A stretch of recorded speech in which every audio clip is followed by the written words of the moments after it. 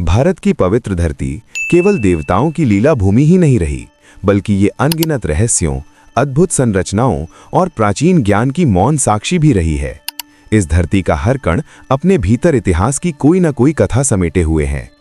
आज हम आपको ऐसी ही एक विस्मयकारी खोज की कथा सुनाने जा रहे हैं, जिसने भारत के प्राचीन वैभव को एक बार फिर उजागर कर दिया है। महाराष्ट्र की धरती पर स्थित सोलापुर जिला और उसी जिले की बोरामणि नामक भूमि, ये एक साधारण सा घास का मैदान प्रतीत होता है, लेकिन इसी शांत भूमि के भीतर समय मानो थम गया था। यहाँ 2000 वर्षों से एक अद्भुत संरचना मौन साधना में स्थित थी, जिसे अब जाकर संसार की दृष्टि प्राप्त हुई।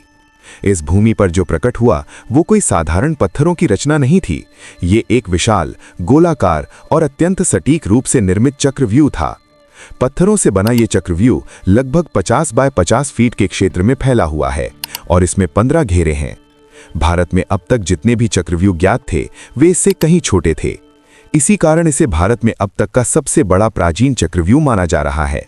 पुरातत्वविदों के अनुसार इस चक्रव्यूह का निर्माण ईसा की पहली से तीसरी शताब्दी के बीच हुआ था, अर्थात ये संरचना लगभग 2000 वर्ष पुरानी है। ये वही समय था जब भारत की भूमि ज्ञान, व्यापार और संस्कृति का वैश्विक केंद्र मानी जाती थी। दक्कन का ये क्षेत्र उस समय सातवाहन राजवंश के अधीन था और समृद्धि से परिपूर्ण था। इस चक्रव्यूह की खोज किसी खुदाई अभियान के दौरान नहीं हुई। प्रकृति और वन्य जीवों के संरक्षण में लगे शोधकर्ताओं की दृष्टि इस गोलाकार पत्थर संरचना पर पड़ी। प्रारंभ में ये साधारण प्रतीत हुई, लेकिन जब इसे ध्यानपूर्वक देखा गया तब इसकी गूढ़ संरचना और सटीकता ने विशेषज्ञों को चकित कर दिया। धीरे धीरे ये स्पष्ट हो गया कि ये कोई सामान्य पत्थरों का ढेर नहीं, बल्कि एक सुनियोजित और उद्देश्यपूर्ण रचना है।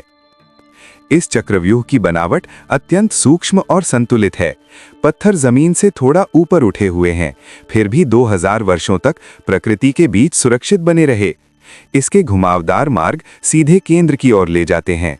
ये संरचना केवल भौतिक नहीं बल्कि प्रतीकात्मक भी प्रतीत होती है, मानो ये जीवन की यात्रा का प्रतीक हो, जहां घूमते हुए धैर्य और संयम के साथ अंततः केंद्र तक पहुंचना होता है।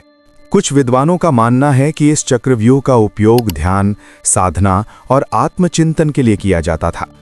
प्राचीन भारत में चक्रव्यूह केवल मार्ग नहीं होते थे, बल्कि वे चेतना और आत्मा की यात्रा का प्रतीक माने जाते थे।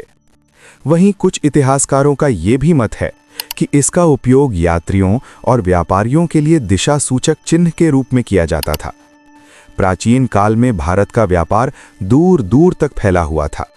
रोमन व्यापारी समुद्र मार्ग से भारत की पश्चिमी तट रेखाओं तक आते थे और फिर भूमि मार्ग से दक्कन और आंतरिक भारत में प्रवेश करते थे। भारत से मसाले, रेशम और नील जैसे बहुमूल्य पदार्थ रोम भेजे जाते थे और बदले में सोना, चांदी तथा मूल्यवान सिक्के भारत लाए जाते थे। मराठवाड़ा क्षेत्र के तेर, पैठण और भोकरदन जैसे नगर पहले से ही इस अंतर्राष्ट्रीय व्यापार के प्रमाण देते हैं। अब बोरामणि का ये चक्रव्यूह उसी प्राचीन व्यापारिक और सांस्कृतिक नेटवर्क का एक और मौन साक्ष्य बनकर सामने आया है। इसकी रचना कुछ हद तक रोमन चक्रव्यूह से भी मिलती जुलती प्रतीत होती है, जो ये दर्शाती है कि प्राचीन भारत और रोम के बीच केवल व्यापार ही नहीं बल्कि सांस्कृतिक और वैचारिक आदान प्रदान भी होता था। ये चक्रव्यूह हमें ये स्मरण कराता है कि भारत केवल आध्यात्मिक भूमि ही नहीं बल्कि विज्ञान, गणित, वास्तुकला और वैश्विक संपर्कों में भी अत्यंत उन्नत था। ये संरचना केवल पत्थरों का समूह नहीं बल्कि प्राचीन भारतीय चेतना का जीवंत प्रतीक है। आज भी ये भूमि पवित्र ऊर्जा से परिपूर्ण प्रतीत होती है। ये चक्रव्यूह मौन होकर भी बहुत कुछ कहता है। ये हमें अतीत से जोड़ता है, वर्तमान को समझने की दृष्टि देता है और भविष्य के लिए प्रेरणा प्रदान करता है। ये खोज हमें अपने मूल, अपनी संस्कृति और अपने गौरव को पहचानने का संदेश देती है।